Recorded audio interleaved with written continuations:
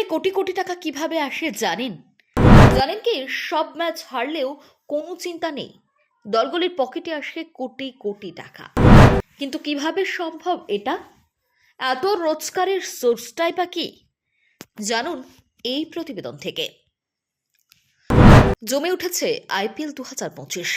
মাঠের লড়াই যেমন তুঙ্গে, তেমনই এর বাইরেও কোটি কোটি টাকার লেনদেন। বিরাট কোহলি, রোহিত শর্মা, ধোনিদের দল ট্রফি জিতুক বা না জিতুক, ফ্র্যাঞ্চাইজিগুলোর পকেট কিন্তু থাকে বেশ ভারী। প্রশ্ন জাগে, কিভাবে ম্যাচ না জিতেও এত টাকা কামায় দলগুলো, আর বোর্ডেরই বা লাভ কি? আসুন আইপিএল এর আর্থিক কাঠামোটা একটু ভেঙে দেখা যাক। 2008 সালে পথ চলা শুরু করা এই টুর্নামেন্ট এখন শুধু একটি ক্রিকেট লিগ নয়, বরং এক বিশাল অর্থনৈতিক সাম্রাজ্য, যার মূল চালিকার শক্তি হলো মিডিয়া সত্ত্ব। এখানে আইপিএল এর আয়ের সবচেয়ে বড় উৎস হলো টেলিভিশন এবং ডিজিটাল সম্প্রচার সত্ত্ব বিক্রি। নির্দিষ্ট একটি চ্যানেল বা প্ল্যাটফর্ম মোটা অঙ্কের টাকার বিনিময়ে এই সত্ত্ব কিনে নেয়। যেমন 2018 থেকে 5 বছরের জন্য স্টার স্পোর্টস 16,347 কোটি টাকায় সম্প্রচার সত্ত্ব কিনেছিল।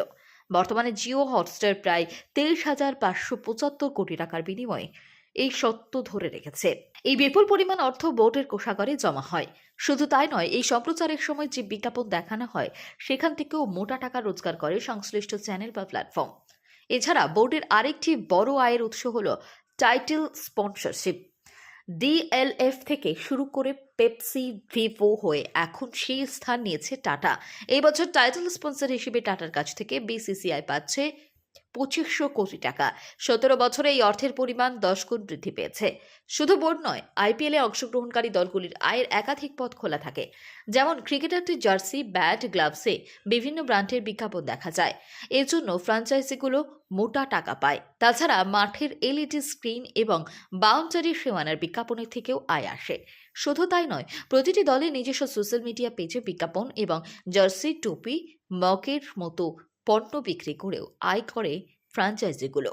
যদিও টিকিট বিক্রি আয়ের 80% পায় হোম টিম, বাকি 20% কিন্তু বোর্ডের খাতায় যোগ হয়। জানা গিয়েছে, আইপিএল এর প্রথম 10 বছরে সম্প্রচার সত্ত্বের 80% পেত ফ্র্যাঞ্চাইজিগুলো এবং 20% পেত বোর্ডের কাছে। পরবর্তীকালে এই ভাগ সমান করে দেওয়া হয়। গত বছর আইপিএল থেকে বোর্ডের আনুমানিক আয় ছিল 7,143 কোটি টাকা। তবে আইপিএল এর ফ্র্যাঞ্চাইজিগুলোর কিছু খরচ থাকে, যেমন খেলোয়াড় কেনা, যাতায়াত, থাকা, খাওয়া এবং স্টেডিয়ামে ভাড়া। কিন্তু তাদের বিজ্ঞাপনের মাধ্যমে যে আয় হয় তার তুলনায় এই খরচ অনেকটাই কম। আর্থিক বিশেষজ্ঞদের মতে আইপিএল একটি সংস্থা হলে তার মূলধন দাঁড়াতো প্রায় $1,200 কোটি। জনপ্রিয়তা যত বাড়ছে, এই অঙ্ক আরও বাড়ছে। সব মিলিয়ে আইপিএল শুধু ক্রিকেট নয়, ভারতের অর্থনীতির একটি গুরুত্বপূর্ণ অংশও বটে, যেখানে মাঠের খেলার ফলের থেকেও বড় হয়ে ওঠে কোটি কোটি টাকার লাভ।